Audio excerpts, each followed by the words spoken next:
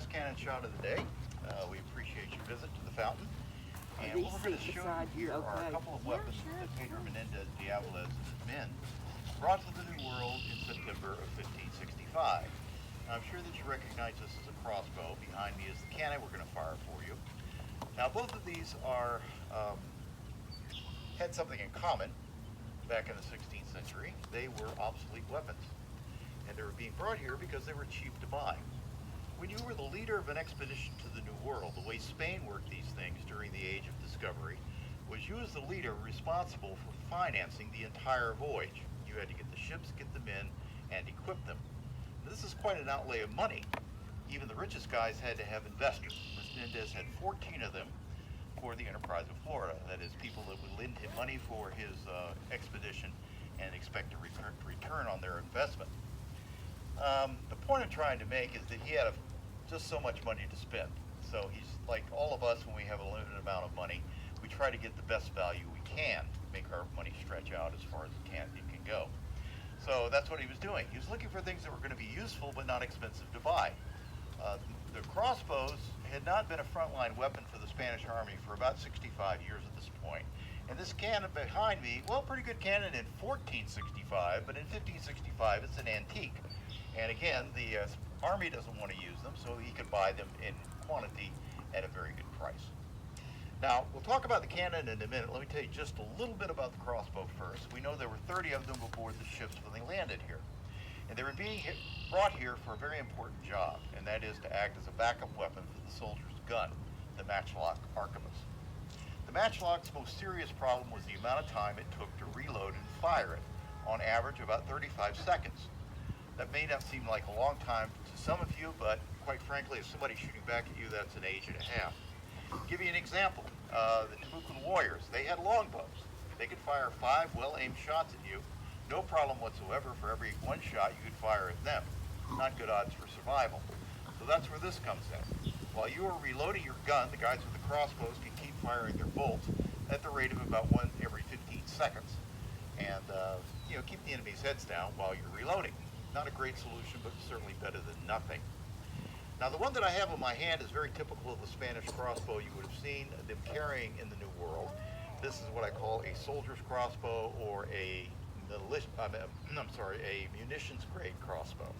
And what I'm talking about is there's no decoration on it. There's no carving, no ivory, no inlay, nothing like that. It's just a simple, plain crossbow. The stock was always hardwood. In this case, it is oak, so it's a little heavy.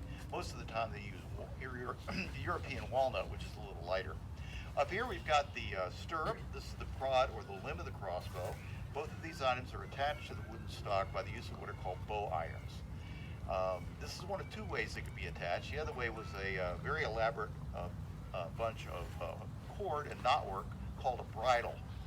The problem with the bridle was if this ever got loose, you had to cut all of that out and start all over again. The process takes about 3 hours. I know because I've done it. This is much more convenient. If this got loose for any reason, all you had to do was take a hammer, hit the 2 wedges on either side, it would tighten it right back up. Back here we have what's known as the roller nut. This is what the bowstring sits in. This is the most common trigger mechanism for a crossbow in the 16th century. It's locked in place by this long S-shaped trigger. When I pull up on it, it releases and rolls forward. The clip here is to keep your ammunition in the notches on top of the table of the crossbow. That way, if you have to run around with it, your ammunition's not going to bounce out. Now, the way this crossbow would be cocked is I'm going to put my foot in the stirrup, lean over, and pull up. There we go. Now she's cocked. Now, this is a target crossbow. I'm shooting at a styrofoam target. But the ones Menendez brought here were war bows. This one is probably about 90 pounds of 90 pounds. Most of the crossbows they had were about 150 to 250 pounds of torque, and you had to have some kind of method to cock them with. They had what were known as belt hooks. What you would do is you would hook your bowstring and belt hook and take your foot and cock it, or you could lean over and use your back muscles to cock it. Okay, at any rate, to fire what you fired out of it were called bolts or quarrels. Notice, in fact, there are only 2 feathers. The reason for that is it needs to lay flat on top of the table of the crossbow in order to be accurate. Now, there is no back sight, rear sight. You basically just know how yours is going to work and what it's likely to do when you pull the trigger. So let's see what I can do.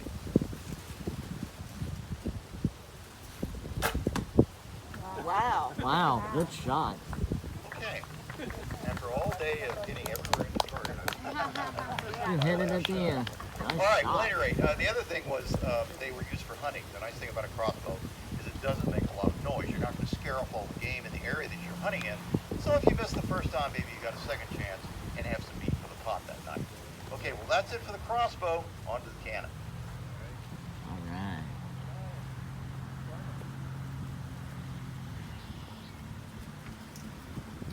Well, our cannon is a replica. It's not an original, but it's a very good copy of the type of cannons that Mr. Menendez and his men brought here in 1565. In fact, he brought 20 cannons that look a lot like the one on the platform there, and he fortified right into here with those. So not only is the field behind you the site of the first settlement, but also the site of the first fort that was built here. That type of cannon was considered to be obsolete by the 1500s. Those things were products of technology from the 13 and 1400s. So they were old cannons, weak. Nobody wanted to use those on the battlefields anymore. So, you know, like Rick said, they were cheap to get, and Menendez took advantage of that. Now, by the 1500s, they began producing these cast iron cannons. Sometimes they were actually made from bronze. And they were much, much more powerful than that cannon. They're a little slower to load because they're muzzle loaders. Everything goes down the barrel from the front, gunpowder, then wadding, then the cannonball, all pushed down the barrel of the cannon with a ramrod. And after you fire that cannon, before you reload it, you have to swab it out. Now that means you take something similar to this, that's dunked into a bucket of water occasionally, and then you run that down the barrel of the cannon, put out any embers from the last cannon shot before you reload it. So all that takes time. It took well over a minute to load that cannon. But they were very powerful. This cannon, the one on the other pedestal there, they were called Spanish long nines. They were around in Menendez's time. They fired a 9-pound cannonball almost 2 miles. Oh my That's pretty gosh. powerful. That's far. Now, our cannon, on the other hand, not so much. But when those things were made, that type, they didn't have the same technology, same ability, so they made that cannon barrel like a tube that's open at both ends.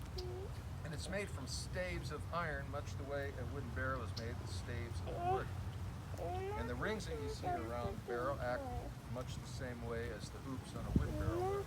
Holds everything together. The seams were all welded shut. But when they were finished with that process, they've got this tube that's open at both ends. And the gunpowder and the wadding had to go into a whole separate piece. And that was known as the powder mug or the servidor. And that is the cylinder you see sitting to the rear of the cannon. We have one loaded in the cannon just like it already. So gunpowder and wadding in the servidor slides up into the open breech end of the cannon, and then a large block of wood will sit in behind that to hold it in place.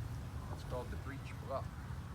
And while that's being done, somebody else is loading a cannonball, but from the front, from the muzzle end.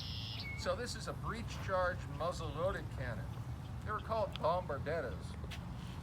Now, once you fire that cannon, you pull that block of wood away, you pull the servidor out.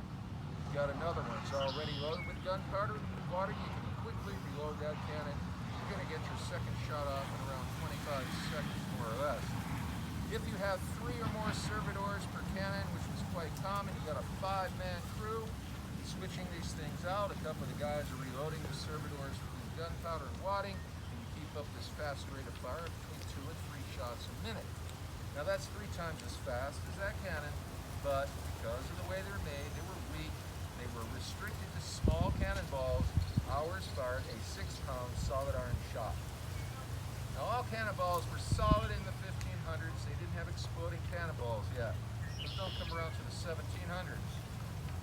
And if you put a full load of gunpowder in the servidor, our cannon had a maximum range of just under a mile.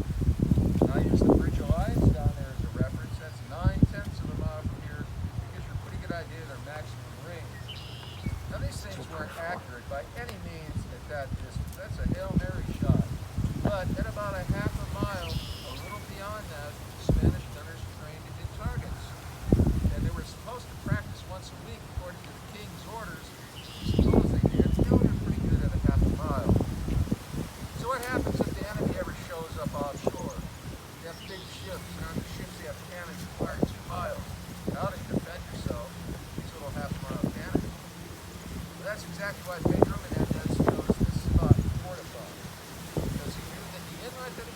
fact, in those days, it's not the same inlet we have today. The original inlet was narrow and it was only 9.5 feet deep, and that was at high tide. That was too shallow for large ships to come through. You had to remain offshore. That was more than 2 miles from here. Your 2-mile cannons could never reach us. And Menendez knew if anybody were going to attack us here, they'd have to come across that bay, some sort of smaller, shallow draft boat. The bay was different in those days. All this vegetation and mangroves that we have out here were not there then. This is all a result of the inlet change in the circulation of water in this bay. The bay used to be wide open, you could see to the other side.